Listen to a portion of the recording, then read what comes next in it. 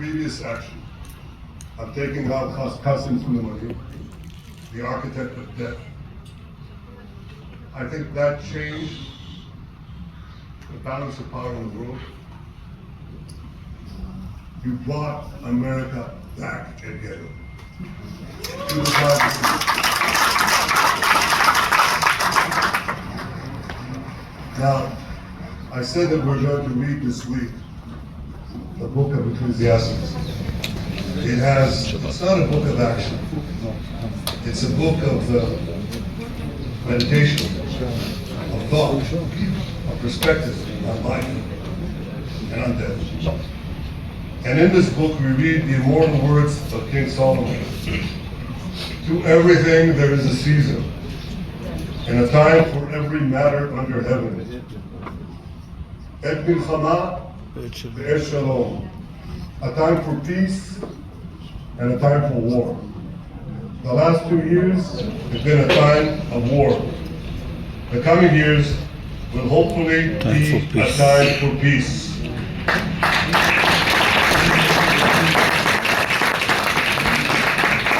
Peace inside Israel and peace outside Israel.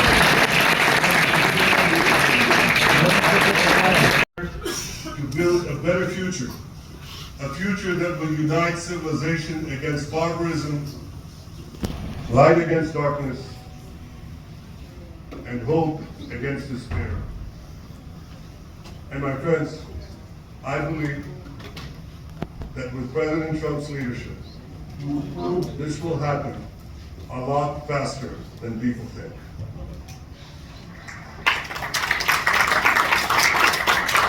As Prime Minister of Israel, I extend my hand to hold those who seek peace with us. No one wants peace more than the people of Israel. Israel will always remain vigilant in defending itself. And Israel will always remain full of hope. Hope is our national anthem. Hope is our creed. Hope is our strength. It is time, my friends, to realize that hope and expand the circle of peace. Mr. President, thank you for all you have done for us. I have submitted your nomination to be the first non-Israeli recipient of the Israel Prize, Israel's highest award. I see that just across my time, you'll get it. But I want you to get the Israel Prize, our highest award, to our greatest friends.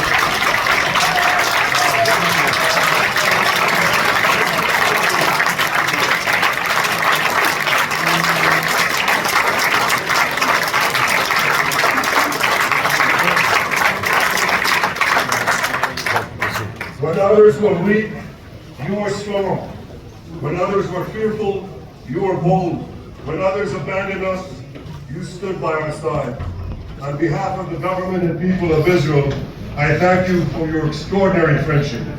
Thank you for helping bring our hostages home. Thank you for supporting Israel's march to victory. Thank you for paving a path to peace. מכובדי נשיא ארצות הברית, ידידי דונלד, ברוך הבא לישראל, ברוך הבא לירושלים, ברוך הבא ביום המרגש הזה, שהחיינו וקיימנו והגיענו לזמן הזה.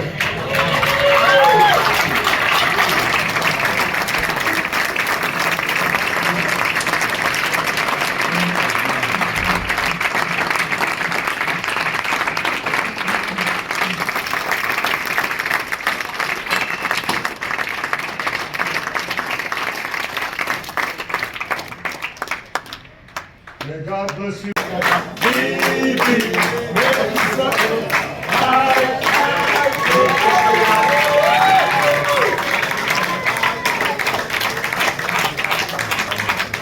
He's still inside. I called up an hour later. Let me speak to Steve. Sir, he's still with Putin.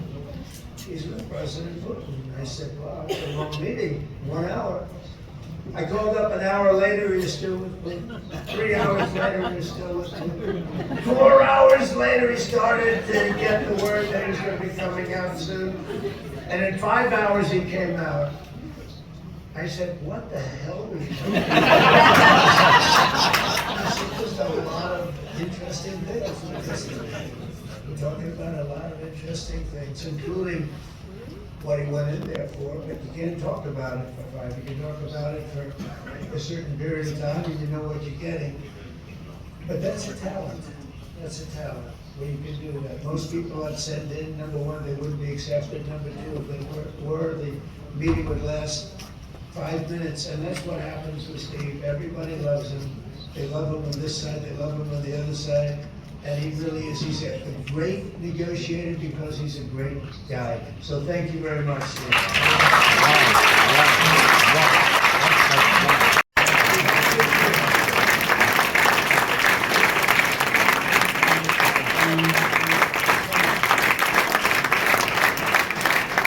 By embracing the opportunities of this moment can we achieve our goal of ensuring that the horrors of recent years will never happen again. You don't want to have to go through this again. 8 years ago, I came to this region on a very special first trip abroad as the President of the United States. I came here very early in your reflection. I addressed the leaders of the Arab and Muslim world gathered in Saudi Arabia and said that it was time to build a future free of the grip of extremism and terror. And I'm interestingly right now, as soon as I'm finished, I'm quite late. You've kept me quite late between opposition leaders and Bibi's brilliant but very long speech. I'm going to make a speech and then head to Egypt. It didn't work out. And you made a pretty long one too, sir.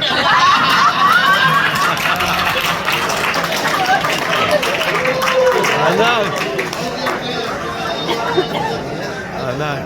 But I like what you all said. On top of it, I didn't like what you said. That would be no good, Ron. Ron, you did a great job, by the way, Ron.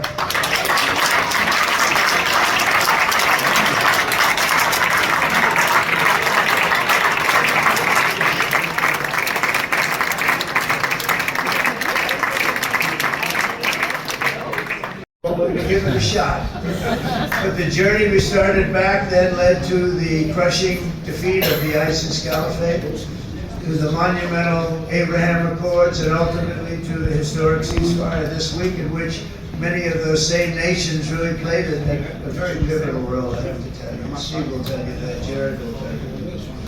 Together we've shown that peace is not just a hope that we can dream about, it's a reality we can build upon day by day, person by person, and nation by nation. And because of that, the Middle East is finally ready to embrace its extraordinary potential. You have extraordinary potential in this region. It should now be clear to everyone throughout the region that decades of fomenting terrorism and extremism, jihadism, anti-Semitism have not worked. They haven't worked. They've been a disaster. They've just killed.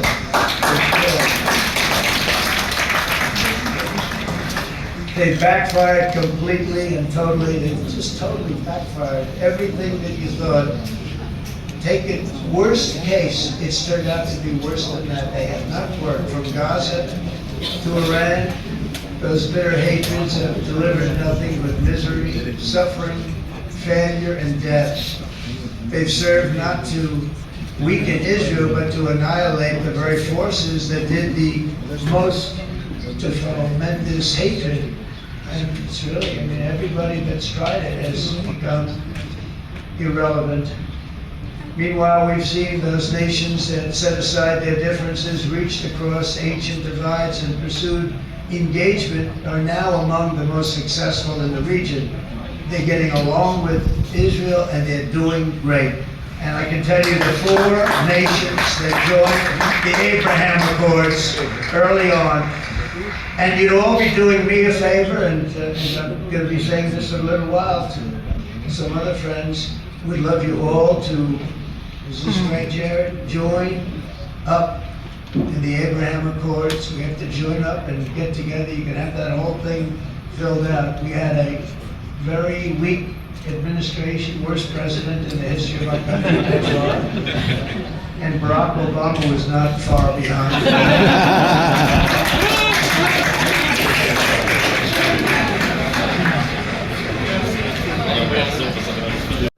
Better than anybody. Because ultimately, you know, the world's a very big place. And I've said a lot. I said, this piece of land is very small. It's unbelievable when you know that tiny, you look at a map even of just not the world, the Middle East. You have this little dot. And think of what you've done. It's incredible.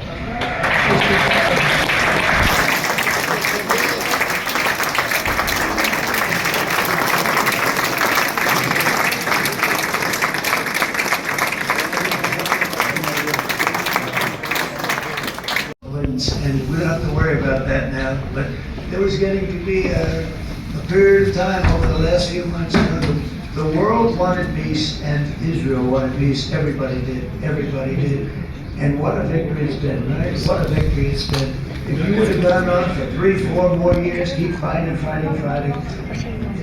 was getting bad. It was getting heated. The timing of this is brilliant. And I said, Bibi, you're going to be remembered for this far more than if you kept this thing going, kill. It would not be the same. And I just want to congratulate you for having the courage to say, that's it, we've won, and now let's enjoy our lives and let's rebuild Israel and make it stronger and bigger and better than it's ever been. Time magazine.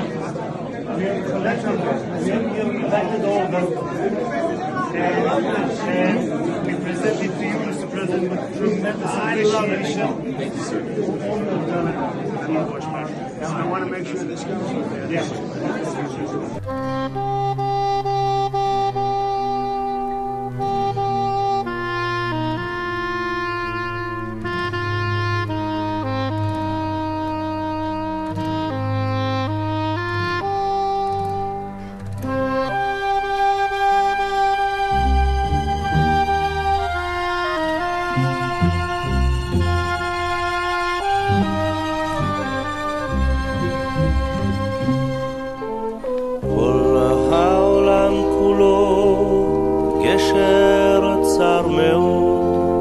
גשר צר מאוד, גשר צר מאוד, כל